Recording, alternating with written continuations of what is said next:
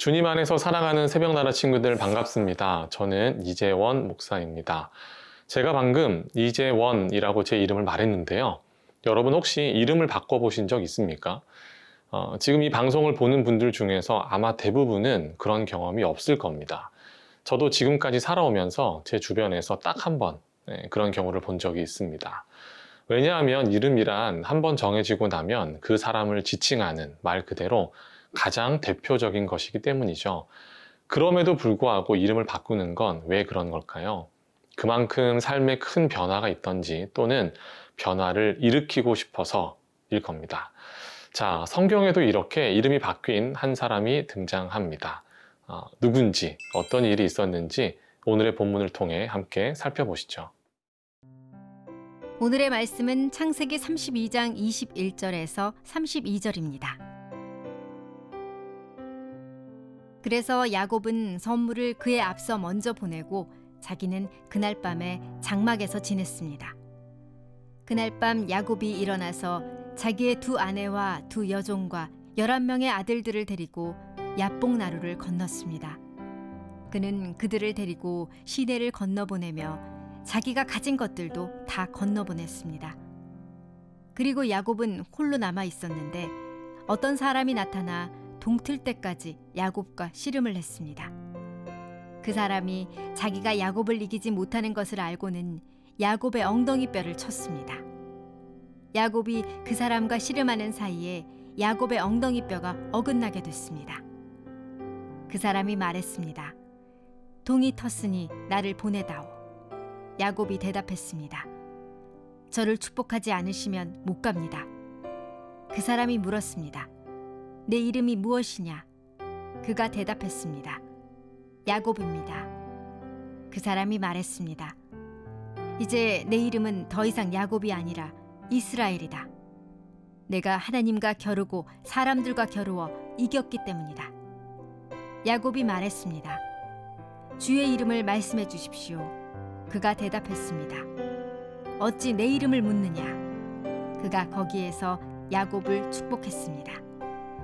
야곱이 그곳을 브니엘이라 부르고는 말했습니다. 내가 하나님을 대면에서 보았는데도 내 생명이 보존됐구나.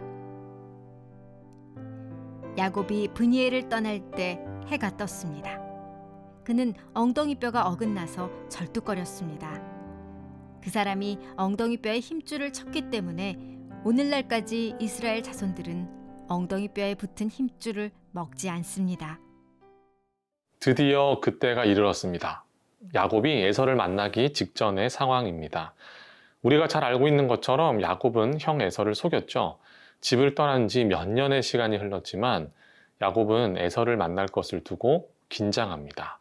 수십 년 전 자신이 했던 거짓말 때문에 형 에서가 자신을 해치면 어떡하나 계속 걱정했던 겁니다. 나름 만반의 준비를 다 마쳤습니다. 형에게 먼저 선물들을 보내서 마음을 누그러뜨리려고 했습니다. 자신과 자신의 가족은 안전하게 뒤로 물렸습니다. 이제 형을 만나기만 하면 됩니다. 그럼에도 여전히 그는 불안해했습니다. 여기서 그는 드디어 하나님을 만나게 됩니다. 24절 말씀을 함께 읽겠습니다. 그리고 야곱은 홀로 남아 있었는데 어떤 사람이 나타나 동틀 때까지 야곱과 씨름을 했습니다. 아멘. 여기서 어떤 사람이란 30절의 말씀을 비추어 보면 하나님입니다.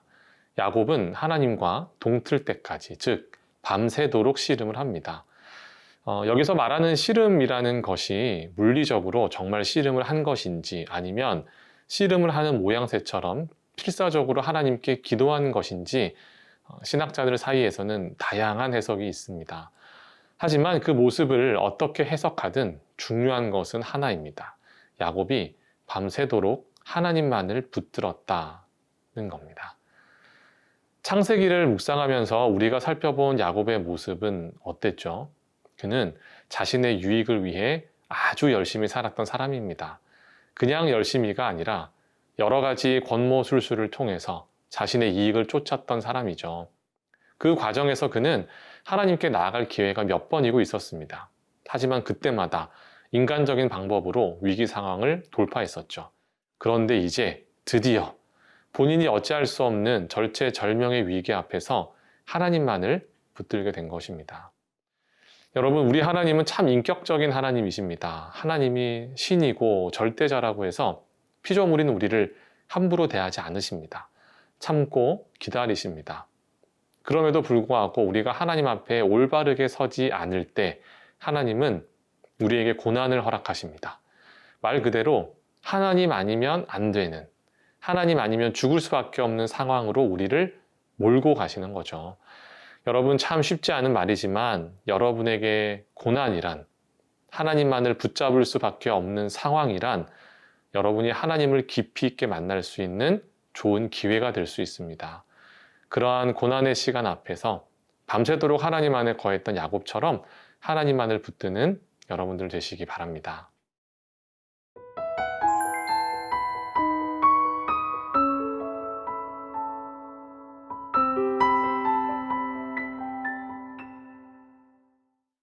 야곱과 밤새도록 씨름한 어떤 사람은 이제 야곱을 떠나려고 합니다. 그런데 야곱이 그 사람을 놔주지 않죠. 26절에 나와 있는 것처럼 자신을 축복해 달라고 하죠. 그런 야곱에게 새 이름이 부여됩니다. 바로 이스라엘입니다. 제가 서두에 말씀드렸듯 이름이 바뀌는 경우는 흔하지 않습니다. 아주 큰 변화가 있을 때에 있을까 말까 한 일이죠. 자, 그렇다면 야곱에게 일어난 변화가 무엇일까요? 바로 하나님만을 의지하는 법을 배운 겁니다. 자신만을 의지했던 사람에서 하나님만을 의지하는 사람으로 정체성의 변화가 일어난 겁니다. 얼마나 간절했으면 하나님이 그러셨겠어요. 네 이름이 이스라엘이다. 뜻이 하나님과 겨루어 이기고 사람과 겨루어 이겼다. 이렇게 말이죠. 이렇게 정체성이 바뀌는 사람이 또 있습니다. 누구죠? 바로 예수님을 믿는 우리들입니다. 예수님을 믿는 우리는 성도라는 새로운 정체성이 주어집니다. 성도, 즉 거룩한 공동체의 일원이 되는 거예요. 원래는 죄인인데 말이죠. 그리스도인이 됩니다. 원래 그리스도인이라는 호칭은 예수님을 믿지 않는 사람들이 기독교인들을 두고 비꼬는 식으로 말한 거였어요. 무슨 말이나 행동을 할 때 늘 예수님을 첫째로 두는 기독교인들을 보고 표현한 것이 크리스티안, 즉 그리스도인인 것이죠. 그러면 우리는 어떻게 살아야 될까요? 야곱의 이야기에 힌트가 담겨 있습니다. 바로 하나님만을 의지하는 겁니다. 때로는 그 모습이 세상적으로 보아서 무기력해 보일 수 있습니다.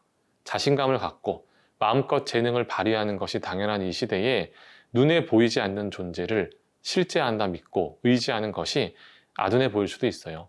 하지만 여러분, 야곱을 주목해 보세요. 엉덩이 뼈를 다쳤습니다. 이제 평생을 절름발이로 살아야 돼요.